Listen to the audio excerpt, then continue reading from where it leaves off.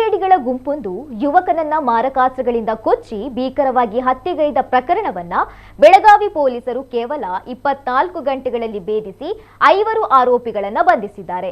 ಕೊಲೆಯಾದ ಯುವಕನನ್ನ 22 ವರ್ಷದ ರಾಹುಲ್ ಎಂದು ಗುರುತಿಸಲಾಗಿದೆ. ಬಂಧಿತರನ್ನ 26 ವರ್ಷದ ಸೂರಜ್ ರಾಮು ಸಿದ್ದಗೌಳಿ, 28 ವರ್ಷದ ಯೋಗೇಶ್ ಬಾಬು ದೊಡಮನಿ, 21 ವರ್ಷದ ಮಂಜುನಾಥ್ ಸುರೇಶ್, 26 ವರ್ಷದ ದೇಮಪ್ಪ ತಳವಾರ ಹಾಗೂ ಕಾನೂನು ಸಂಘರ್ಷಕ್ಕೊಳಗಾದ ಓರ್ವ ಬಾಲಕ ಎಂದು ಪೊಲೀಸರು ತಿಳಿಸಿದ್ದಾರೆ. ಹಣಕಾಸಿನ ವ್ಯವಹಾರಕ್ಕೆ ಸಂಬಂಧಿಸಿದ ಗಲಾಟೆಯೇ ಈ ಕೊಲೆಗೆ ಕಾರಣವಾಗಿದೆ ಎಂದು ಪ್ರಾಥಮಿಕ ತನಿಖೆಯಿಂದ ತಿಳಿದು ಬಂದಿದೆ. ಈ ಕುರಿತು ವೀರೇಶ್ ಹಿರೇಮಠ ನೀಡಿದ ದೂರಿನ ಮೇರೆಗೆ ಗ್ರಾಮೀಣ ಠಾಣೆ ಪೊಲೀಸರು ಪ್ರಕರಣ ದಾಖಲಿಸಿಕೊಂಡು ಕ್ಷಿಪ್ರ ಕಾರ್ಯಾಚರಣೆ ನಡೆಸಿ ಕೇವಲ 24 ಗಂಟೆಗೊಳಗೆ 5 ಆರೋಪಿಗಳನ್ನು ಬಂಧಿಸಿ ನ್ಯಾಯಾಲಯಕ್ಕೆ ಹಾಜರುಪಡಿಸಿದ್ದಾರೆ. ಪ್ರಕರಣದಲ್ಲಿ ಭಾಗಿಯಾಗಿರುವ ಉಳಿದ ಆರೋಪಿಗಳ ಪತ್ತೆಗಾಗಿ ಪೊಲೀಸರು ಬಲೆಯನ್ನು ಬೀಸಿದ್ದಾರೆ.